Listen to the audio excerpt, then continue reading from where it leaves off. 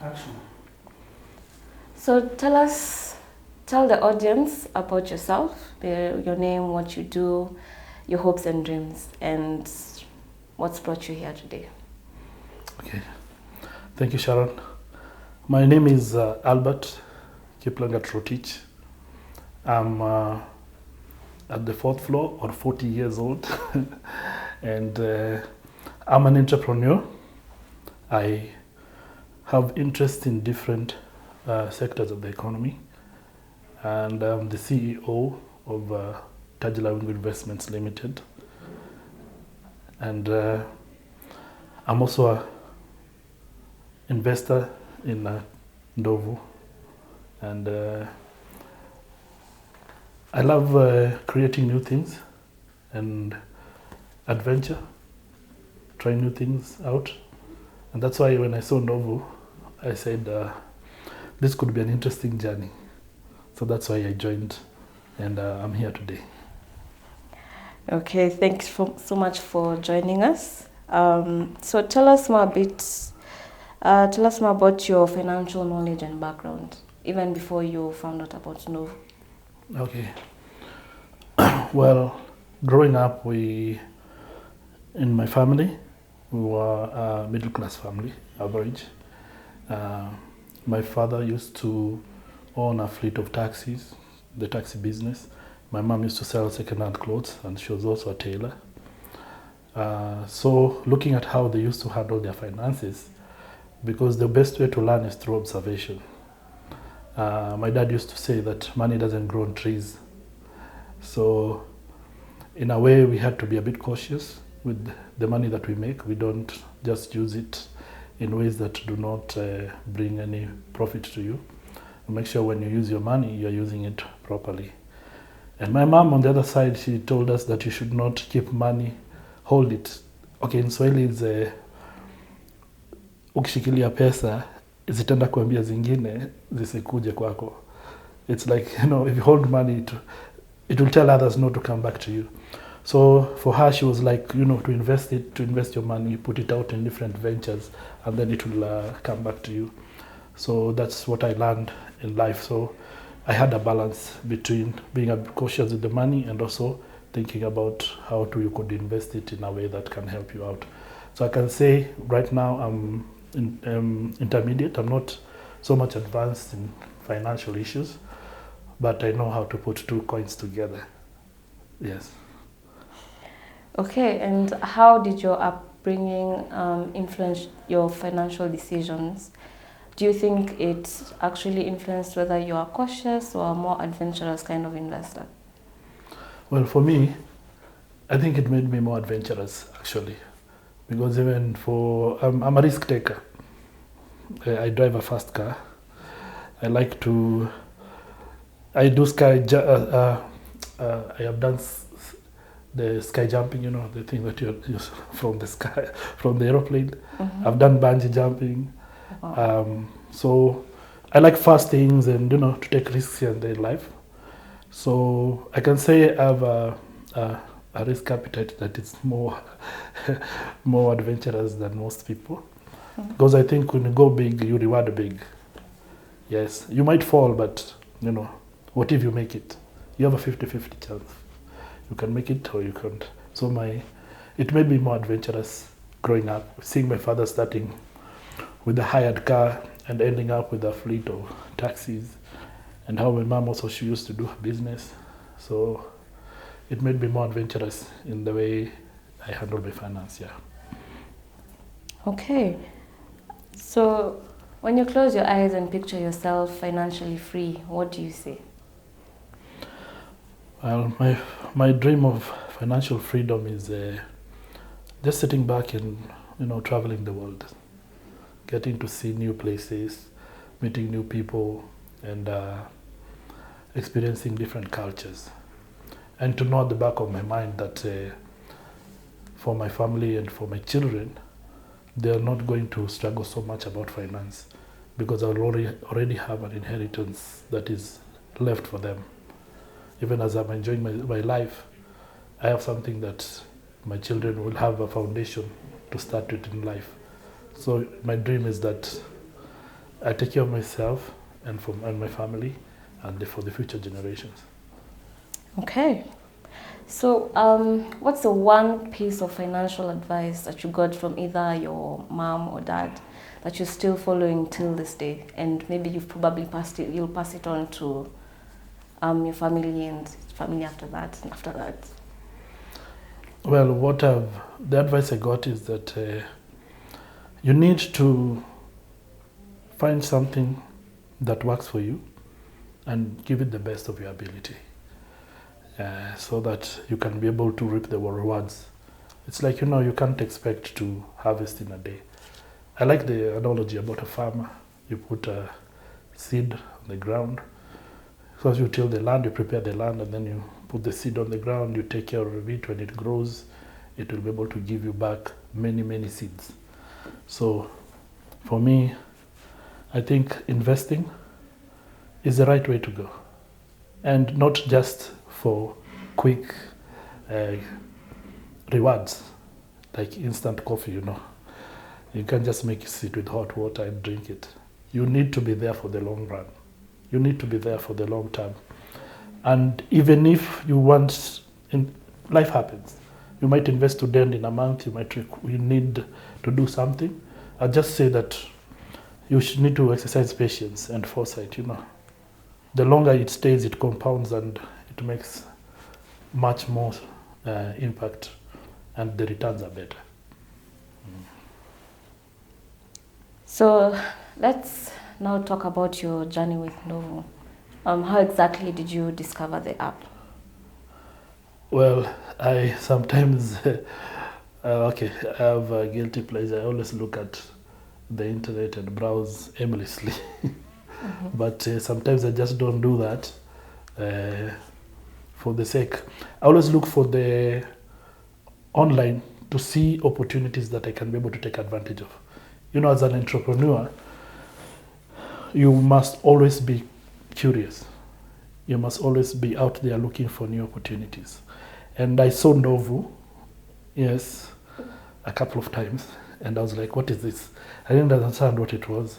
So I did my research, went online, checked the website, went through the Sauti Sol videos. Then I got on the YouTube. Uh-huh. There was a podcast, then Radhika was talking about investing and all those things. So I went there and I looked at the videos and I said, this is something that I like. So that's how we started with Ndovu. Did you have any financial worries before you discovered Ndovu? Well, first thing is about being scammed, Nowadays, my friend, it's if something is glitter, all that glitters is not gold, eh? Mm-hmm. Yeah, so you always have to think twice and thrice before you put your money somewhere. I have been burnt before, so I was a bit cautious with Ndovu. I had to make sure that they are who they say they are. So I actually came to their offices and met the team. We talked to them. I saw these are real people. They are not bots in the internet just trying to scam people. Mm-hmm. And from that conversation, I was able to feel more comfortable, So I made my decision to start, yeah. Okay. What initially attracted you to Ndovu, and what finally convinced you to make your first investment? Well, from my research with Ndovu, I found out that they have very well researched funds. It's like a combination of, you call them EFTs, a combination. Yeah, ETFs. Mm-hmm. ETFs. Mm-hmm. Yeah, a combination of different companies that you can own a share of those companies. And when those companies perform well, you're able to get part of the profits. And when I checked, I saw these are blue chip companies. They're the top 500 companies from all over the world. I saw Visa, MasterCard, Amazon, Google, Novita, all these companies that are there. And I got very excited because most of these companies are based in the US and outside Kenya, and some of them in Europe. And they were giving us an opportunity as Kenyans to be able to invest in an international market that is already well researched by a very, very highly qualified team of professionals that Ndovu has. Their CV is sparkling, is very, very impressive. So I knew that these guys know what they're doing. And because of that kind of portfolio that they were putting there, and looking at historical performances of those ETFs, I saw that the returns were quite impressive. So that's what attracted me to it. And something else is that you get a dedicated portfolio manager who walks you through the investment.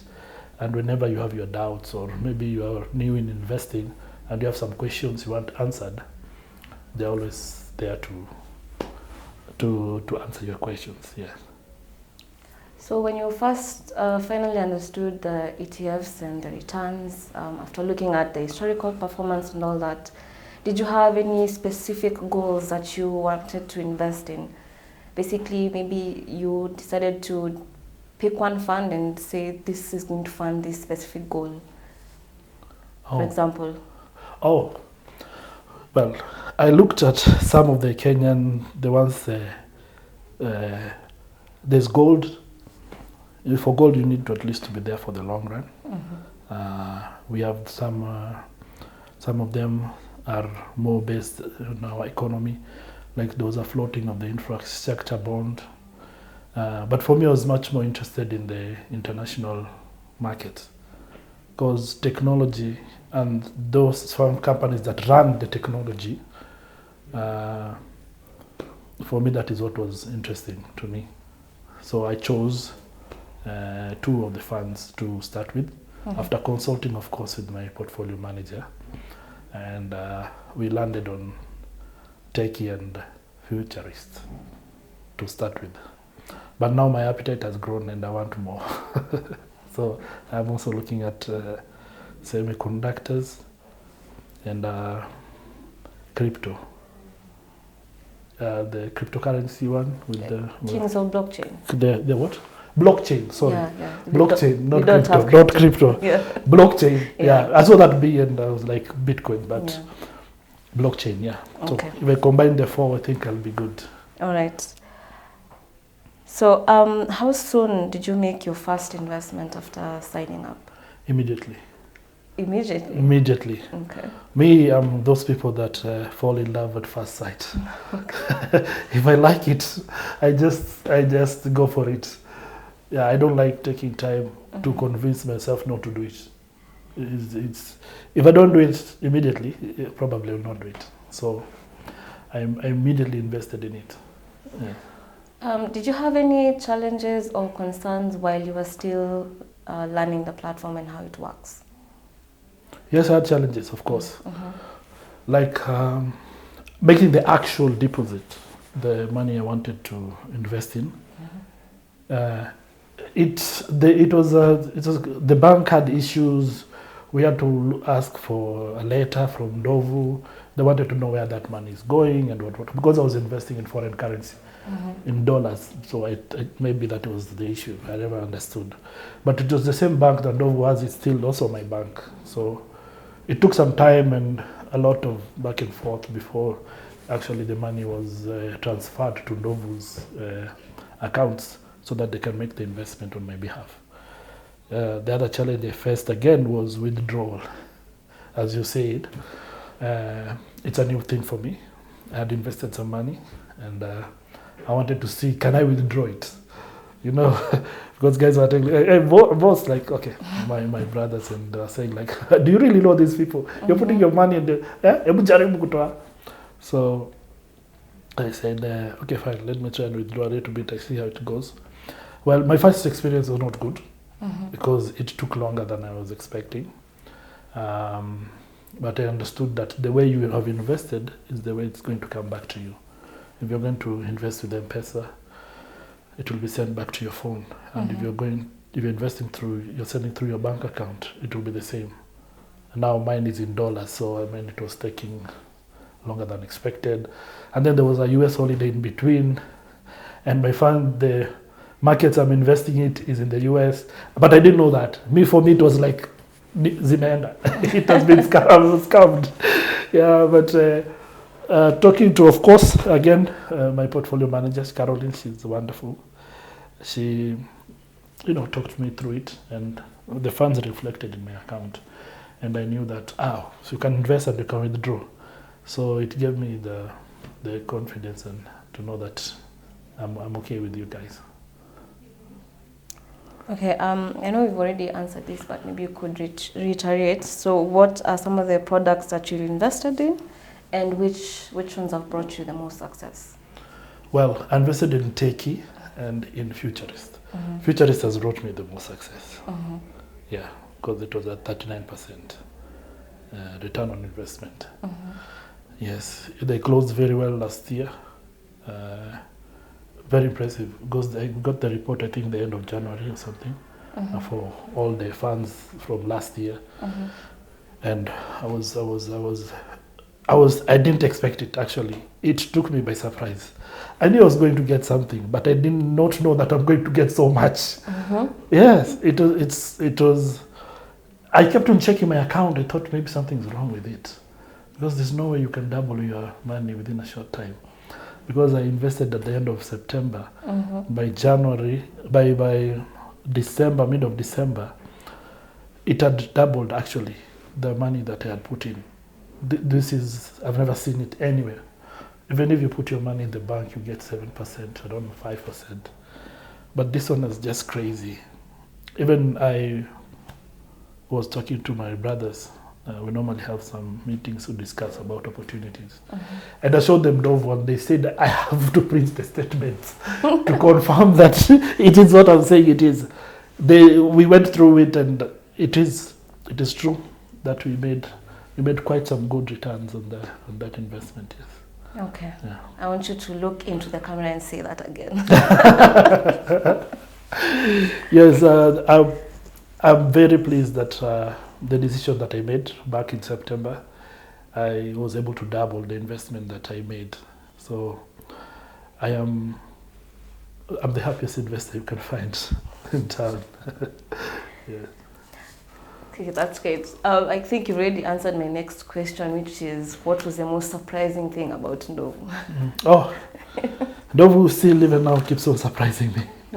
The percentage they take from when you first put down your investment is